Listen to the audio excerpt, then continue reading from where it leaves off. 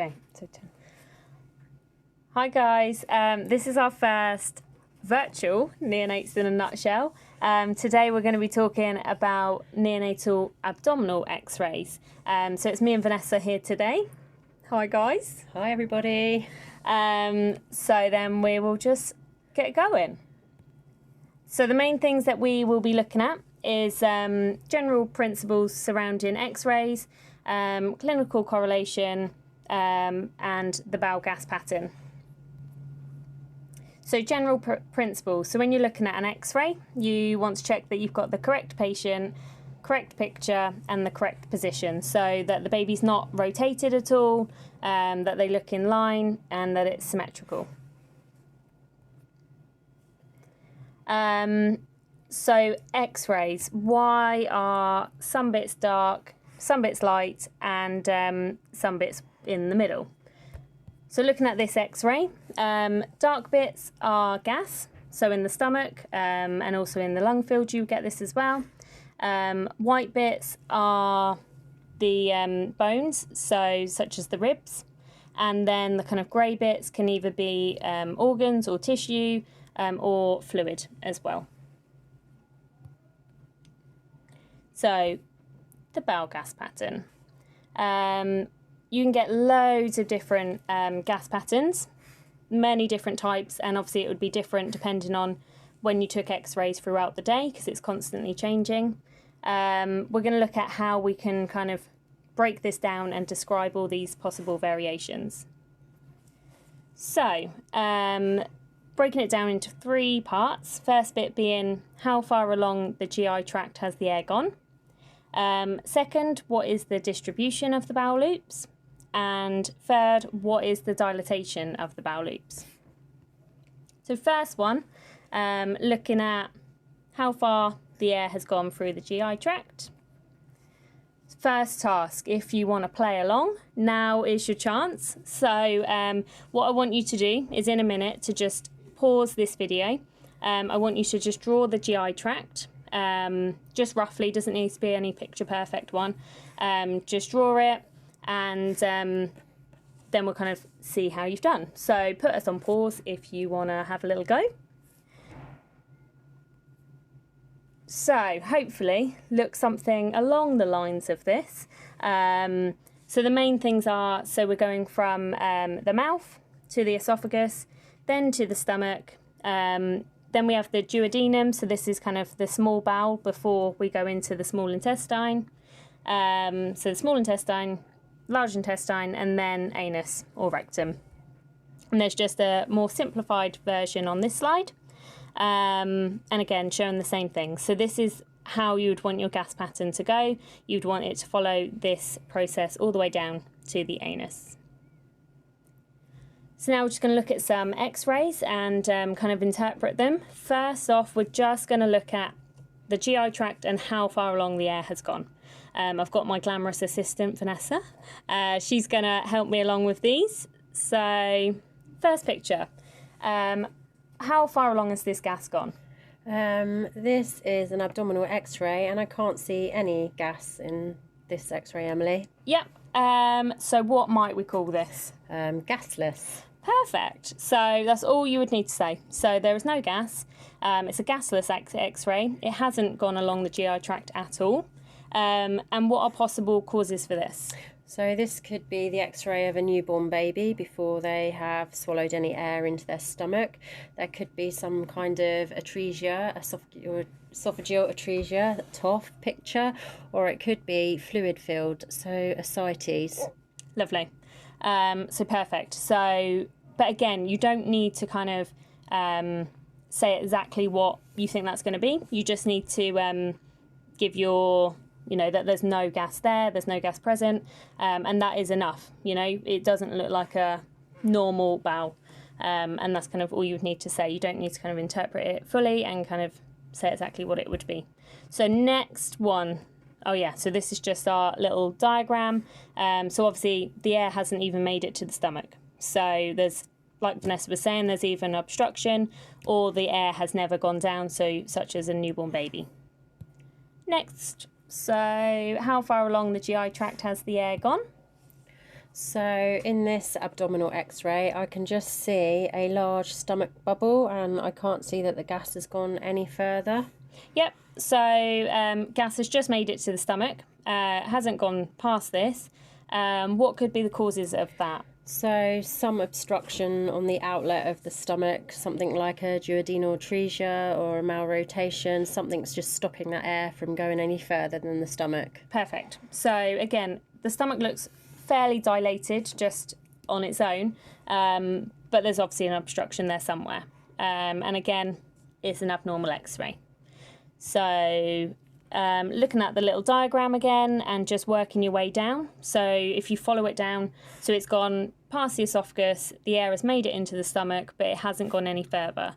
So therefore, you know that the obstruction is at the point there. So let's move on to the next one. Same again. So this x-ray shows two large bubbles, so one being the stomach and another bubble next to this. Yep. And then it doesn't seem to have gone any further. Perfect. So what else might we call this? So this is a typical, what we call a double bubble, Emily. Lovely.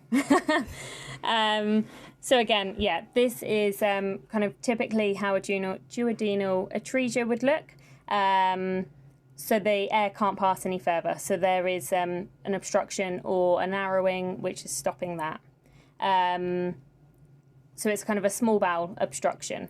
This can be related to some syndromes, Emily, as well, can't it? Yeah. Like what? Down syndrome? Yeah, perfect. So yeah, it's kind of thinking about this. So if you do have a baby with Down syndrome and they're having an x-ray for another reason, it's just taking this into consideration. Also, little quick thing, but the larger those look on x-ray, then usually the longer it's been obstructed for. So you can kind of tell if it's a more severe problem. So following our diagram again, it's made it past the stomach.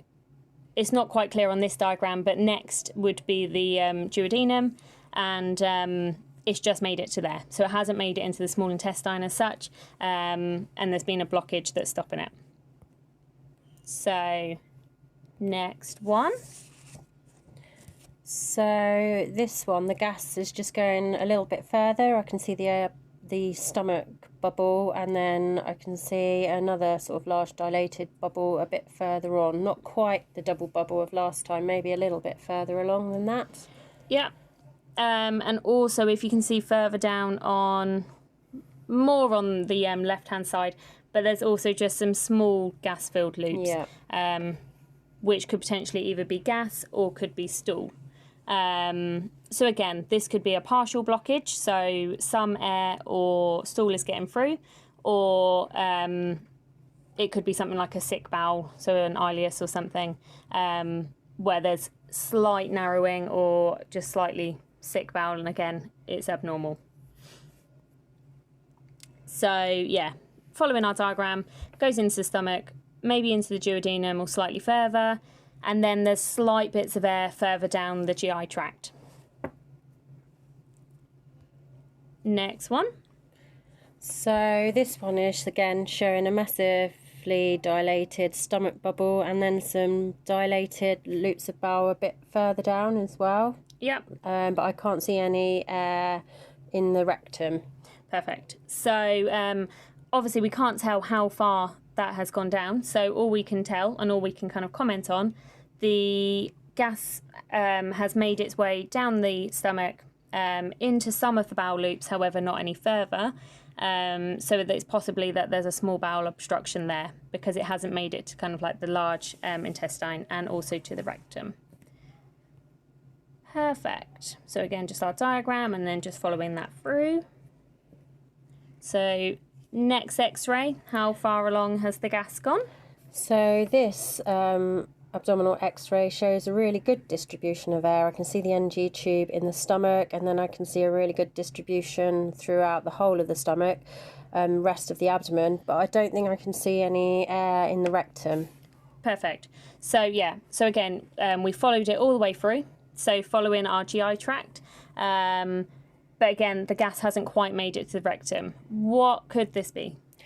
This could be a picture that represents something like Hirschsprung's or cystic fibrosis, or maybe sort of some sort of really distal obstruction, so the air can get all the way through, and then not into the rectum. And I think over time this would then get more and more dilated as it collected more and more gas that couldn't get through. Perfect. So that's kind of all that you would need to say on kind of the gas distribution. So, and well, how far the gas has gone through. So now we will move on to the distribution of the bowel loops. So most abdo x-rays have generalized bowel gas. There is a variation in what is normal, and it varies between different babies. Some are more gassy than others. It's helpful sometimes to look back on previous x-rays of a baby and just see if there's correlation there. Obviously if they've had abdo x-rays before. And again, looking at our clinical picture. So you want to look at the baby as a whole, so not just going on the x-ray and not just going on the kind of clinical picture as well. It's good to have a bit of both. So looking at the distribution, so we're going to look at where that distribution is in the stomach. Is it kind of generalized? Is it left, right, upper or lower? So how is this gas distributed? So this is a nice abdominal x-ray. I can see that there is air in the stomach and the NG tube, and it looks well distributed throughout, I would say. Lovely. So yeah, it's nice and generalized and kind of good bowel loops throughout. So looking pretty good in terms of the distribution. So next one. This abdominal x-ray, looks completely different. I'd say the bowel loops are more centralized, and there's sort of the odd little bit of air sort of on the right hand side, but other than that it doesn't look like a very healthy abdomen. Yeah, so there's few kind of peripheral loops there, so this is abnormal. Like Vanessa was saying, it's all central. This could be an indicator of NEC, or whether it was like a sick bowel or something, but again, not normal, and you could tell by looking at this there's not a good distribution of gas throughout. And sometimes this can represent sort of fluid in the abdomen squashing the loops into the centre as well, sort of ascites. Yeah, perfect. So next one. So this x-ray shows that there's the loops on the left-hand side of the abdomen are aerated, and then there's just, well, it's very limited on the right-hand side, just small areas of air, possibly. Yeah, so there's probably an obstruction there somewhere. Some is getting through, but not all. The distribution, left-hand side, there is good gas distribution, but it's not very good on the right. So this you could just describe as asymmetrical bowel loops, and again, it's abnormal. So that's what you could comment on that one. So last one on this section. Oh, so this abdominal x-ray is just gasless, that I cannot see any of the loops of bowel. I can just see the NG tube. Lovely. So similar to the one that we saw in earlier slides, in terms of distribution of gas, there is no distribution. So again, gasless abdo, this is a major concern. So whether it was NEC or ascites, so fluid filled. On to our third section. So we're going to look at the calibre of the bowel loops. So this is, so when we say calibre, we're meaning kind of like the dilatation of the bowel loops. So as a general rule, the bowel loops, we don't want any wider than the vertebral kind of body or vertebral column. Obviously a bit of variability is normal between different loops, but you don't want it any larger than that. And again, we want to look at the clinical picture of the baby. So how they're presenting, is that kind of correlating with the x-ray or not, and putting it all together. So looking at these pictures, so we're going to look at the dilatation. This x-ray looks quite normal to me. None of the bowel loops look dilated, so I'd say, yeah, normal calibre. Lovely. So yeah, again, bowel loops, like Vanessa was saying, none of them look enlarged at all. So in terms of the dilatation, that is normal. To the next one. Oh, so on this I can see the stomach bubble and then quite a large dilated loop of bowel. Yep. And again, that's kind of all that you would need to comment on the dilatation. So you can see that there's some dilated bowel loops there. There's possibly a bowel obstruction, and that's okay to just leave it at that. You don't need to kind of interpret it any further. You just need to say that is abnormal, and you can see that there's some dilatation there. On to the next one. Okay, so again on this abdominal x-ray I can see some very large dilated loops of bowel. Yeah. Perfect. So similar to the last picture. No air in the rectum. Yeah. So dilated bowel loops, really quite large, kind of descended ones there. I think this might be the last one. Okay, so again I can see some large dilated loops of bowel, but additionally I can see some normal looking bowel in sort of the background as well. Yeah. So this could show that obviously there's those kind of dilated loops, but the gas has obviously got to a certain extent before there being a problem. So you can see the smaller loops in the background that are fairly normal. So again, showing that there is probably a bowel obstruction there at some point. So hopefully by putting all of these together, you can kind of create a bit of a picture in terms of the x-ray.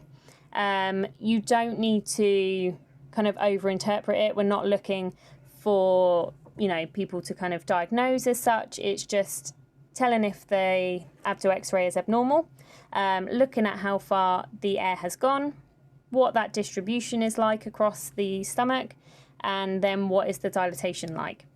Some of these things can occur on their own or they can occur all together, and hopefully it's just will let you have a little bit more of confidence when looking at the abdo x-rays. So if anyone has any questions at all, then just pop us an email. So it's Emily or Vanessa, or actually any of the ANMP team will be happy to try and answer. We'll be sending out a little survey monkey, so just seeing how you got on today and whether you enjoyed this little virtual teaching episode. So yeah, drop us a little line. Thank you.